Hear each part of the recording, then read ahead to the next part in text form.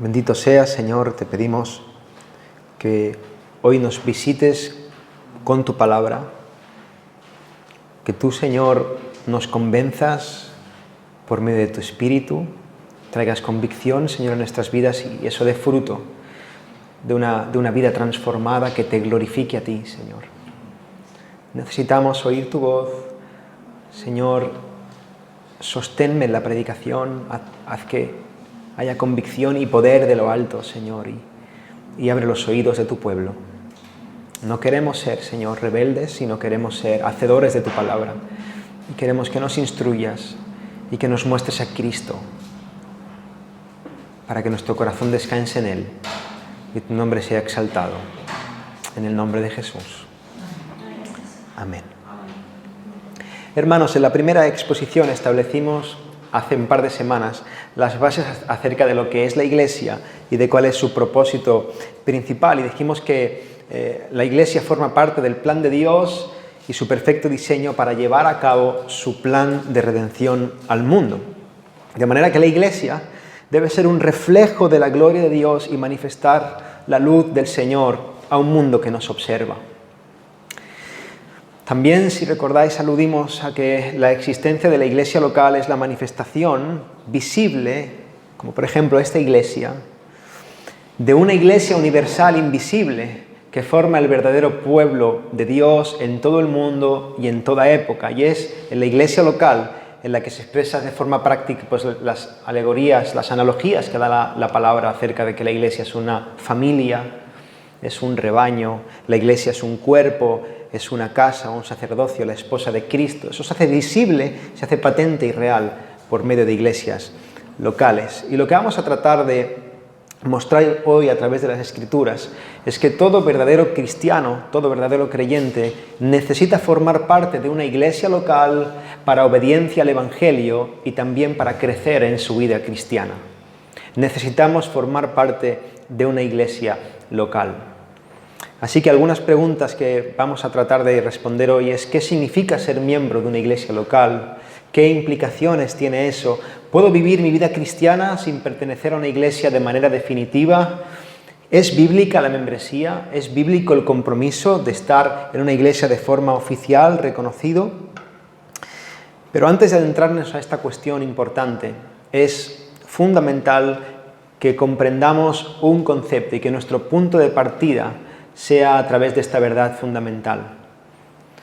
No todas las personas del mundo somos iguales delante de Dios. Eso puede sonar un poco chocante. Yo sé que dices eso así y dices, ¿cómo que no? Dios no hace acepción de personas. Amén. Pero vamos a ver que cuando ponemos la lupa de la Escritura, vemos que el Señor, cuando ve el mundo, cuando ve a toda la humanidad, no ve a todo el mundo de la misma manera. Efesios capítulo 5, del 1 al 6 dice: Sed pues imitadores de Dios como hijos amados, y andad en amor, como también Cristo nos amó y se entregó a sí mismo por nosotros, ofrenda y sacrificio a Dios en olor fragante. Pero fornicación y toda inmundicia o avaricia ni aun se nombre entre vosotros, como conviene a santos, ni palabras deshonestas, ni necedades, ni tronerías que no convienen, sino antes bien acciones de gracias. Porque sabéis esto, que ningún fornicario o inmundo o avaro que es idólatra tiene herencia en el reino de Cristo y de Dios. Nadie os engañe con palabras vanas, porque por estas cosas viene la ira de Dios sobre los hijos de desobediencia. ¿Veis? En este texto se ve claramente que hay dos tipos de hijos. Hijos de Dios, hijos amados de Dios, hijos de desobediencia, por otro lado.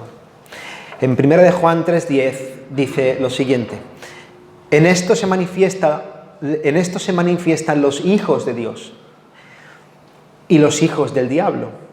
Todo aquel que no hace justicia y que no ama a su hermano no es de Dios. Hijos de Dios, hijos del diablo. Hijos de Dios, hijos de desobediencia. Hijos de Dios, hijos de ira. En estos textos y muchos más se ve claramente la distinción. Personas que realmente forman parte del pueblo de Dios y personas que son enemigos de Dios. Mira, no hay término medio. En la Escritura no hay un lugar en el que tú estás en un sitio y en otro a la vez.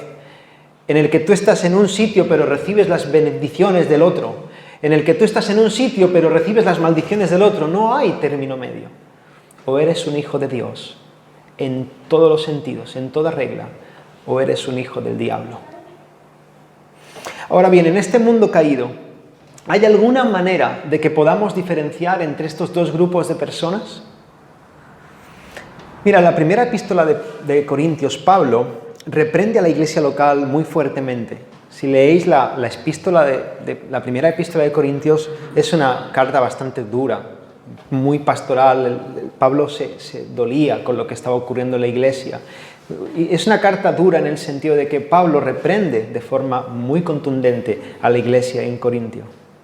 ¿Y por qué? Porque esa iglesia estaba tolerando el pecado de un hombre que tenía la mujer de su padre. ¿Recordáis eso? Ese pecado era público, era grave, era impenitente. Y lo que Pablo le dice a la iglesia es lo siguiente. 1 Corintios 5:2 dice: ¿no deberíais más bien haberos lamentado para que fuese quitado de en medio de vosotros el que cometió tal acción? Ahora, la pregunta que suscita esta declaración es: ¿quitarlo de en medio de qué? ¿Quitarlo de en medio de qué? ¿A qué se refiere Pablo? Pablo aquí evidentemente se está refiriendo a quitarlo de la membresía oficial de la iglesia. Ese hombre forma parte de la iglesia y tenéis que quitarlo de en medio de vosotros. No puede seguir formando parte de la iglesia, pero para que eso ocurriera tenía que estar muy claro en la Corintio del siglo I quién estaba dentro y quién no. Dios está muy preocupado, hermanos, en su palabra para que haya un dentro y haya un afuera. Una línea de separación entre los que son sus hijos y los que no lo son, y eso se establece de forma práctica en la tierra a través de la membresía de la iglesia local. Ahora, ¿es bíblico el concepto de membresía? Porque si buscamos en el Nuevo Testamento, yo os animo a que lo intentéis, la palabra membresía o el concepto membresía, tal cual dicho de esta manera, no está. Ahora, tenemos que tener cuidado por rechazar una doctrina porque la palabra en sí misma no esté, porque la Biblia puede exponer muchas ideas o exponer muchos conceptos de manera, de manera conceptual sin que la palabra esté de forma explícita. Por ejemplo, nosotros hablamos de la palabra Trinidad, ¿verdad? Creemos en un Dios trino, pero enseñadme dónde está en el Nuevo Testamento la palabra Trinidad. No lo está. La Biblia no dice Dios, es un Dios trino. Ahora bien, cuando leemos toda la Escritura, vemos que el concepto de un Dios que es un solo Dios, que subsiste en tres personas diferentes, Padre, Hijo y Espíritu Santo, está muy claro. En el texto de 1 Corintios que acabamos de leer, Pablo presupone la existencia de una membresía oficial de la que se debe quitar a ese perverso que tiene a la mujer de su padre. En el libro de los Hechos leemos: así que los que recibieron su palabra fueron bautizados y se añadieron aquel día como 3.000 personas y perseveraban en la doctrina de los apóstoles, en la comunión unos con otros, en el partimiento del pan y en las oraciones. Hechos 2, 41, 42. Pedro predicó, eso tuvo que ser impresionante. Predicó y se convirtieron 3.000. Y esas personas, los que se convirtieron, no siguieron desperdigadas, sino que estaban juntas, llevando a cabo su vida cristiana en comunidad. Esas personas estaban identificadas, se las contaba dentro de un colectivo, perseveraban, tenían comunión. El dentro y el fuera estaba muy claro en Jerusalén en el primer siglo. Había personas que pasaban a formar parte de una comunidad que se distinguían de los que no. Y más adelante, en el mismo capítulo, en el versículo del 43 al 47, dice: y sobrevino temor a toda persona, y muchas maravillas y señales eran hechas por los apóstoles. Todos los que habían creído estaban juntos y tenían en común todas las cosas, y vendían sus propiedades y sus bienes y los repartían a todos según la necesidad de cada uno, y perseverando unánimes cada día en el templo y partiendo el pan en las casas, comían juntos con alegría y sencillez de corazón, alabando a Dios. Y dice, y teniendo favor con todo el pueblo, y el Señor añadía cada día a la iglesia los que habían de ser salvos. Hermanos, los primeros cristianos vivían en una comunidad visible, reconocible, en la que cada uno sabía que pertenecía al pueblo de Cristo. Y el Señor añadía, es decir, incluía a esa persona que se había convertido a un grupo que se conocía y se reconocía dentro de la misma fe, los miembros oficiales de la iglesia. De manera que la membresía de la iglesia estaba presente en sus inicios, primeramente en la iglesia local de Jerusalén y después en los diferentes lugares donde fue expandiéndose el cristianismo. Pero hermanos, ¿qué es exactamente la membresía? ¿A qué nos referimos cuando decimos miembro de una iglesia? Y podríamos definir la membresía de una iglesia local como una lista oficial de personas reconocidas como verdaderos creyentes por la misma iglesia local, bajo su autoridad y su responsabilidad delante de Dios. Sí, en la Escritura, autoridad y responsabilidad siempre van de la mano. Ahora, la pregunta que cabe ahora decir es, ¿de qué autoridad estamos hablando? ¿Quién le da esa autoridad a la iglesia y en qué consiste esa autoridad y qué limitaciones tiene esa autoridad? ¿La iglesia es la que reconoce a alguien y lo añade como miembro y tiene autoridades y responsabilidades en base al Evangelio? Y para responder a esta pregunta de en qué consiste la autoridad de la iglesia, acompañadme de nuevo, como en el primer día, a Mateo 16, capítulo 16, versículo 16 al 19. Mateo 16, del 16 al 19. Dice así la palabra del Señor. Respondiendo Simón Pedro dijo, «Tú eres el Cristo, el Hijo del Dios viviente». Entonces le respondió Jesús, «Bienaventurado eres, Simón, hijo de Jonás, porque no te lo reveló carne ni sangre, sino mi Padre que está en los cielos. Y yo también te digo que tú eres Pedro, y sobre esta roca edificaré mi iglesia, y las puertas del Hades no prevalecerán contra ella. Y a ti te daré las llaves del reino de los cielos, y todo lo que atares en la tierra será atado en los cielos, y todo lo que desatares en la tierra será desatado en los cielos». Ahora, en este pasaje vemos como Jesús les pregunta a sus seguidores acerca de lo que los demás piensan de Él. ¿Quién dice la gente que soy yo? Y vemos como la confusión acerca de la persona de Jesús no es algo novedoso. En el primer siglo ya había publicaciones de algunos manuscritos del Código da Vinci, también. Ya estaban ahí medio despistados.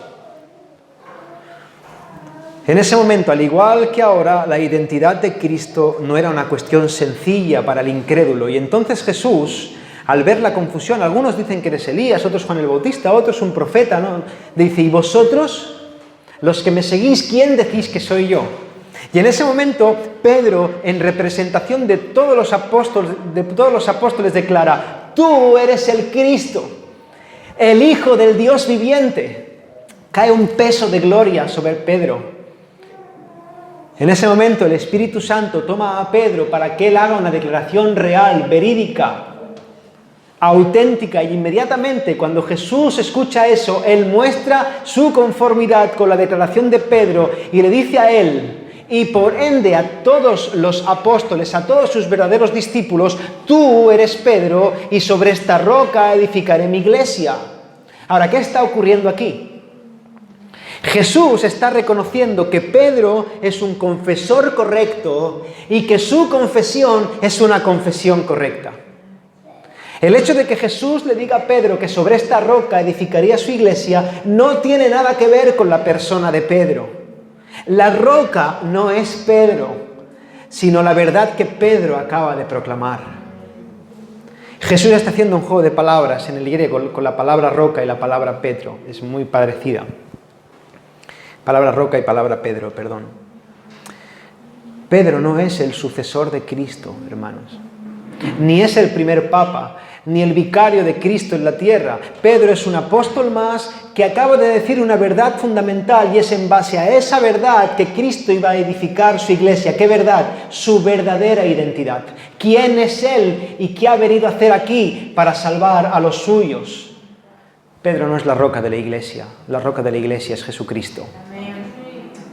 Jesús está sencillamente reconociendo a alguien que es un confesor correcto, que está haciendo una confesión correcta.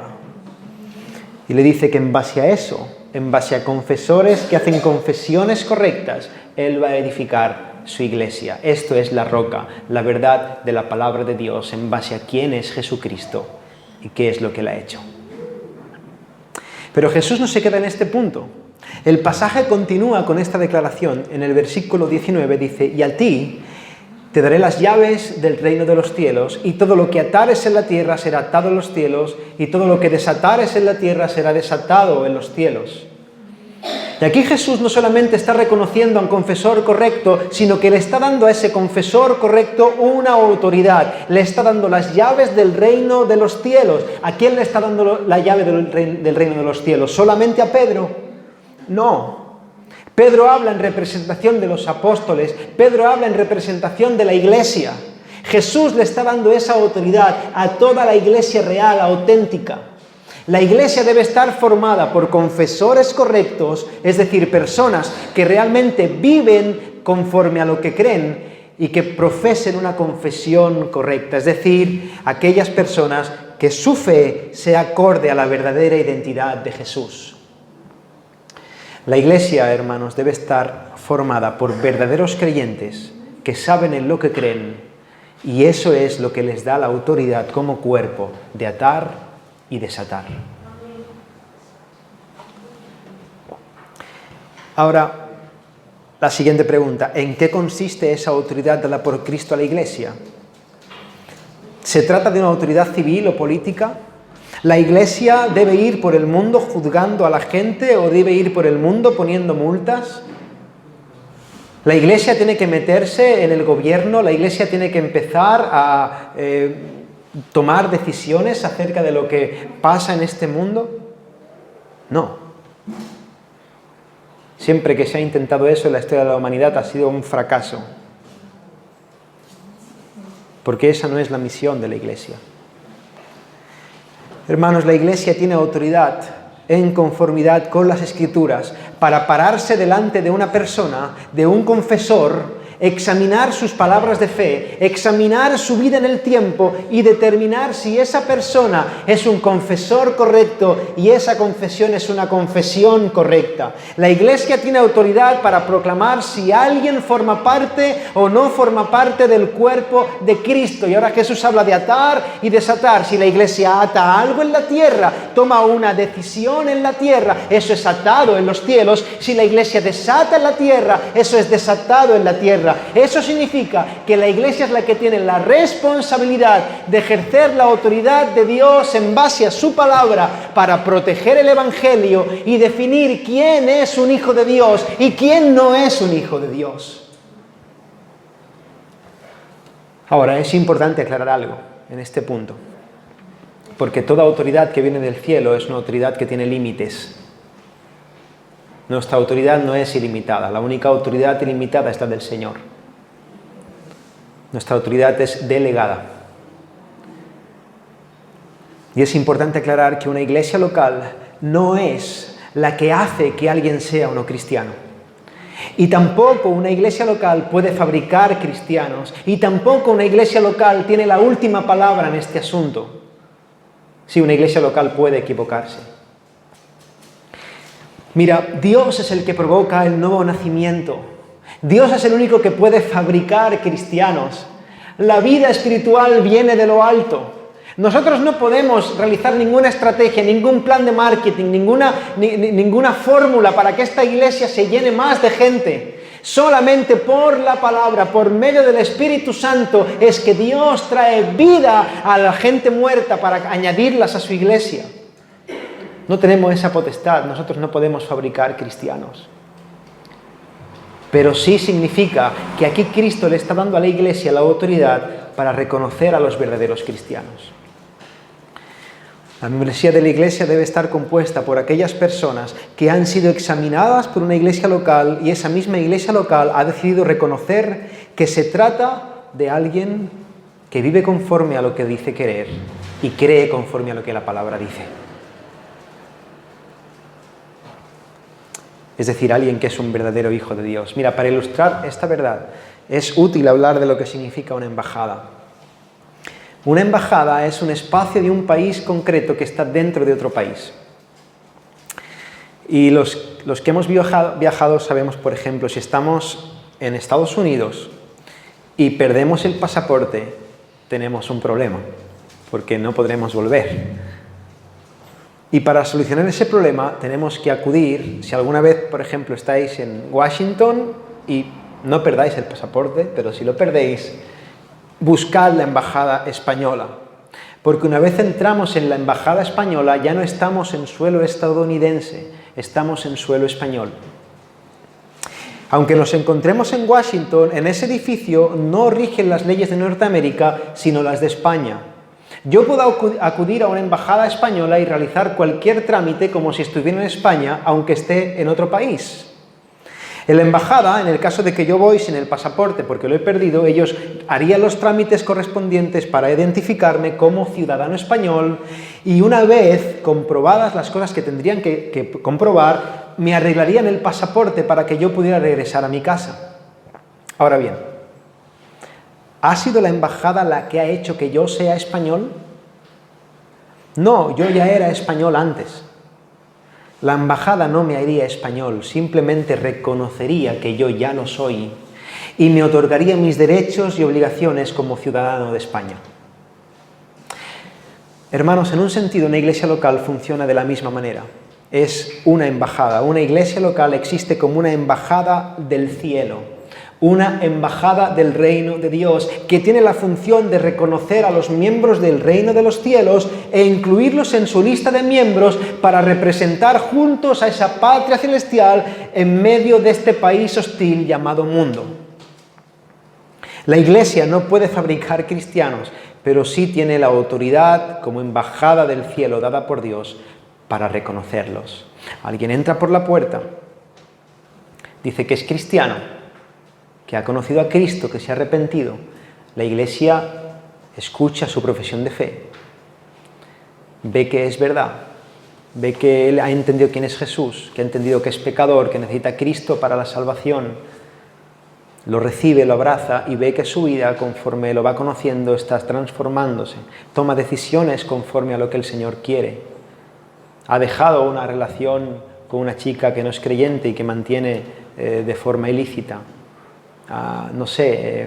Antes jugaba en apuestas deportivas y ya ha dejado de hacerlo, confiesa sus pecados, empieza a vivir conforme al Evangelio y la iglesia se para de este Señor llenos de gozo y dice: tú eres un cristiano, gloria al Señor, bienvenido. Pero por otro lado también hay otro Señor que dice creer en Cristo, pero cuando hablas con él dice que Cristo era hermano de Lucifer. Y cuando hablas más con él, dice que María era la Madre de Dios, o es la Madre de Dios. Y sigues hablando con él y dice que un tal profeta pues recibió unas planchas de oro y hace 2 siglos y pues ahí tuvo una revelación y empiezas a ver que no. Y sigues hablando con él y dice que como los patriarcas tenían más de una mujer, el Señor no le parece mal que tengamos más de una mujer, un espabilado. Y sabes que a lo mejor es adicto al tabaco y el hombre no tiene ninguna intención de dejar el tabaco ni quiere saber nada de ningún tipo de rendir cuentas. Y la iglesia, delante de ese hombre, que a lo mejor tiene una buena intención pero está muy confundido, se para y le dice: mira, por muy sincera que sea tu profesión de fe, tú no has conocido a Jesús y no podemos añadirte en la lista de los miembros de esta iglesia.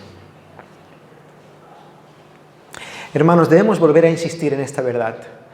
La principal misión de la iglesia en este mundo es la de representar la imagen de Dios y de proteger el Evangelio. La iglesia no es un club social que trata de hacer este mundo un lugar mejor y de que todos nosotros cada día seamos mejores personas. No, hermanos, la iglesia es la esposa de Cristo y la iglesia debe reflejar la imagen de Cristo en este mundo caído. Debemos dejar de ver a la iglesia como un organismo humanista cuya misión es hacer que las personas sean felices y cumplan sus deseos. La iglesia no es para la gloria del hombre, la iglesia es para la gloria de Dios. Y evidentemente eso llevará a la iglesia a mostrar amor y a mostrar misericordia al mundo, porque precisamente Dios es amoroso y misericordioso. Pero al mismo tiempo la iglesia no se va a casar con el mundo, no va a torcer la palabra y también va a mostrar la justicia y la santidad de Dios al mundo, porque precisamente Dios es santo y Dios es justo. ¿Y cómo ha diseñado Dios que esa sobreabundante riqueza del carácter de Dios sea manifestado al mundo? ¿Cómo Dios muestra al mundo su amor, su misericordia, su gracia, su justicia, su santidad, formando parte? ¿Cómo ha diseñado Dios que tú puedas mostrar eso al mundo? Formando parte de una iglesia local para someternos a ella en base a la autoridad de las llaves que Dios le ha dado. Mira, si todavía no estás convencido con respecto a la necesidad de hacerte miembro de una iglesia local y someterte a ella en obediencia a Cristo, déjame que considere algunas cuestiones prácticas también que hacen de la membresía imprescindible. La Biblia enseña que debemos amarnos. Sí, amarnos. Que debemos cuidarnos, que debemos alentarnos, que debemos soportarnos. Son mandamientos. Ahora, para poder hacer esto y que otros hagan lo mismo conmigo, yo necesito desarrollar relaciones profundas con otros hermanos. Y cuando hablo de relaciones profundas, no quiero decir saber cómo se llama él de nombre y apellido y saber más o menos dónde vive y verle una vez por semana. Yo no puedo soportar, amar, cuidar, alentar a alguien con quien no tengo una relación. ¿Cómo llevar eso a la práctica si yo no pertenezco a una iglesia local en la que me implico, en la que me entrego, en la que me doy, en la que estoy dispuesto a ser vulnerable y que me hieran? ¿Cómo yo puedo desarrollar ese tipo de relaciones profundas para amar a mis hermanos, para perdonarles, para soportarles? Yo puedo o debo ir amando, cuidando, alentando a todos los cristianos del mundo con la misma responsabilidad ante Dios acerca de todos ellos. Yo soy responsable de alentar a todos los cristianos de este mundo de la misma manera. Hermanos, obviamente eso es inviable y es absurdo. Yo necesito ser miembro de una iglesia local para llevar a cabo esos mandamientos correctamente. Mira, hoy ha venido una visita hermosa aquí y doy gracias al Señor por ellos, por Marcos nuestro, un hermano de Madrid. Gloria al Señor que Él esté aquí. Pero honestamente, y te pido disculpas, pero yo no he orado por ti nunca. No te conocía. Pero yo he orado por todos vosotros cada día. Ahora voy a empezar a orar por ti. Pero yo antes no he orado. ¿Entendéis? Yo no tengo la misma responsabilidad con todos los cristianos del mundo. Hermanos, por otro lado, yo dice la palabra que debo obedecer y sujetarme a mis pastores, sí. Hebreos 13:17, obedeced a vuestros pastores y sujetaos a ellos, porque ellos velan por vuestras almas como quienes han de dar cuenta, para que lo hagan con alegría y no quejándose, porque esto no os es provechoso. Si no soy miembro de ninguna iglesia local, ¿cómo puedo obedecer a este mandamiento? ¿Yo debo someterme a todos los pastores del mundo? Evidentemente no. Yo necesito formar parte de la membresía de una iglesia para saber quiénes son mis pastores o mi pastor y obedecer a este mandato. En este texto, lo que dice el autor de Hebreos, no solamente que las ovejas deben someterse a los pastores, sino que los pastores tienen que dar cuenta de las ovejas que pastorean. Hermanos, existe una responsabilidad pastoral muy grande sobre los pastores. Yo, por ejemplo, yo como siervo de Dios tengo que tener muy presente este pasaje y tengo que saber que habrá un día en el que el rey de la iglesia me va a sentar y me va a decir: ¿tú qué has hecho con el pueblo al que yo redimí? ¿Cómo has tratado a mi iglesia? Yo tendré que rendir cuentas. ¿Pero de qué ovejas? De todas las del mundo. Yo soy responsable de pastorear a todas las ovejas de España, a todas las ovejas de Cádiz, a todas las de San Fernando. Gracias al Señor que no, porque no podría dormir ni vivir. No, yo soy responsable de pastorear a los miembros de la iglesia local en la que sirvo. Y sí, mira, yo amo a todo el que viene, a todo el que asiste, pero si a mí me llama alguien para pedirme consejería que no es miembro de esta iglesia y a la misma hora me llama a alguien para pedirme consejería que sí está comprometido con esta iglesia y es miembro, yo tengo muy claro que mi prioridad es atender a aquellos que han decidido estar aquí. Porque el Señor a mí me va a pedir cuentas para atender a los de casa primero. Y luego yo voy a orar por los hermanos de Madrid, voy a dar consejo a quien pueda darlo, claro que sí, hay que estar, pero primero los de aquí. Y mi responsabilidad es con los de aquí. Y para eso es imprescindible que exista una membresía oficial reconocida por todos nosotros. Yo debo saber a quién pastoreo, hermanos. Yo debo saber quiénes son las ovejas que Dios ha puesto sobre mi cargo. Así que la membresía es necesaria, hermanos, para el buen orden de la iglesia y como cristianos es necesaria para un correcto orden en nuestras vidas, para obedecer a Dios y al Evangelio. Llamados hermanos, un creyente que no pertenece a la membresía de una iglesia local por el mero hecho de que no quiere asumir el compromiso, porque no lo siente, porque no le apetece, porque no sé qué, es un creyente que está desobedeciendo a Dios y que no va a poder crecer ni va a poder desarrollar su vida espiritual correctamente. Vivimos en una época, hermanos, en la que el compromiso es un insulto. El compromiso no gusta. Y el Señor abomina esta actitud. Todo el mundo quiere ser un alma libre, que nadie se meta en mi vida, que nadie esté por mí. Hermanos, el Señor ha muerto para que su pueblo esté unido, su pueblo se perdone, se soporte, crezca en gracia, en amor, en misericordia, no para que estemos todos jugando al cristiano del llanero solitario. No, hermanos, tenemos que estar juntos. Y eso es difícil. Es más fácil decir: yo soy cristiano, voy de domingo en domingo, tomo el pacto, vengo aquí, cuando necesito algo del pastor lo reclamo, como no me sirva como a mí me agrada, me quejo, y cuando de vez en cuando echo ahí un par de euritos en la ofrenda y a mí no me molestes más.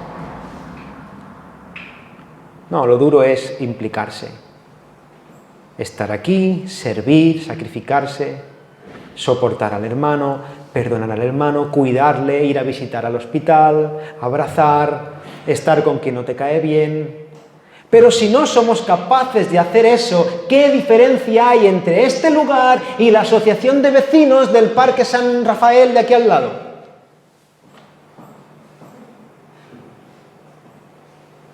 Oh, hermanos, la cruz.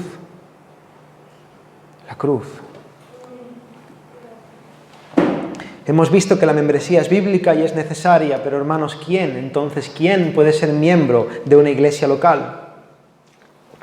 ¿Cuáles son los requisitos para formar parte de esta iglesia o de cualquier otra iglesia? Y mira, cuando pensamos en el concepto de ser miembro de cualquier colectivo, pensamos en requisitos, en cosas que yo debo cumplir. Por ejemplo, si yo deseo unirme al club de golf de Chiclana de la Frontera, por cierto, tienen unas pistas de golf impresionantes, pero yo tengo que tener dinero suficiente para apuntarme. Porque si yo estoy en paro, difícilmente podré pagar la cuota. Y si yo no puedo pagar la cuota, el club de golf me va a dejar fuera de su grupo. Me dice, mira, eres un chico muy simpático, pero son 300 euros al mes.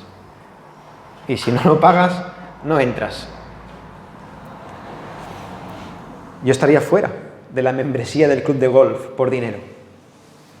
Pero imaginemos que yo no me interesa mucho el golf, a mí me interesa el fútbol y soy un chico ambicioso. Yo quiero jugar en el Barça.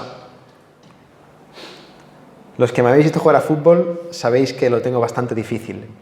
Para jugar en el Barça yo debo tener talento, debo tener contactos, las oportunidades necesarias, porque yo no puedo plantarme delante del campo del Barça y decirle al taquillero, muy buenas tardes, esta noche quiero jugar en el primer equipo y quiero que me pongan de titular al lado de Messi. Pero Messi a la derecha, yo en el centro para marcar el gol, el que haga la jugada. Yo no puedo hacer eso porque ese privilegio solamente no es para quien le apetezca. Solamente es para quien cumple unos requisitos y en el Barça juegan los mejores, por lo que a mí me dejarían fuera del equipo, muy fuera del equipo.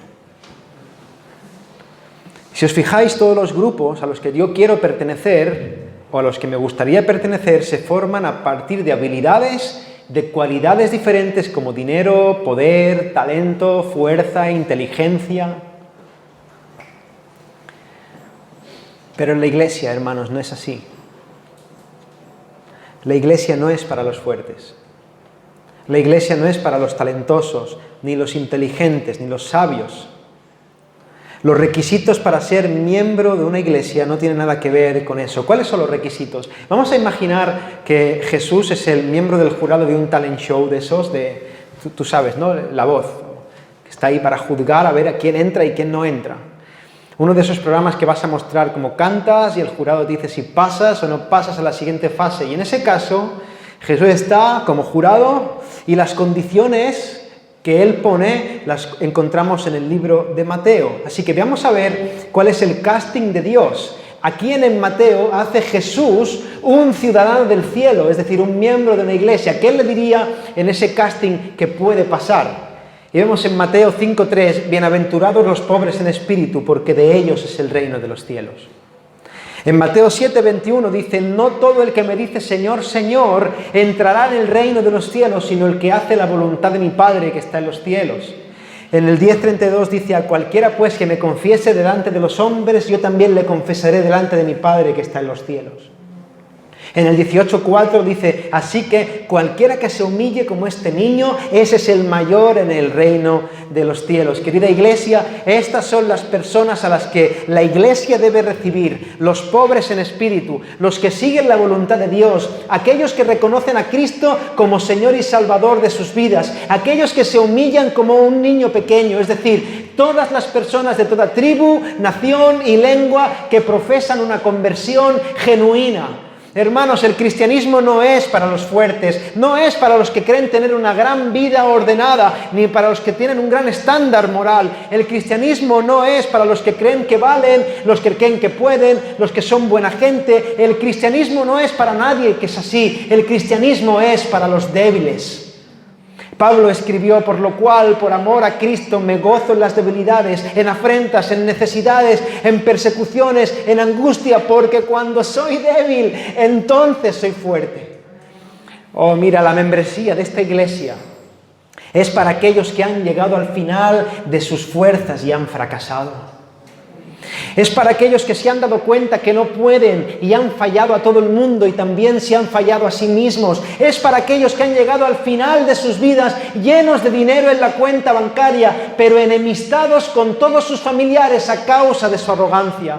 La membresía de esta iglesia es para aquellos que han perdido a su familia porque han preferido un romance extramatrimonial que el verdadero amor en compromiso y fidelidad.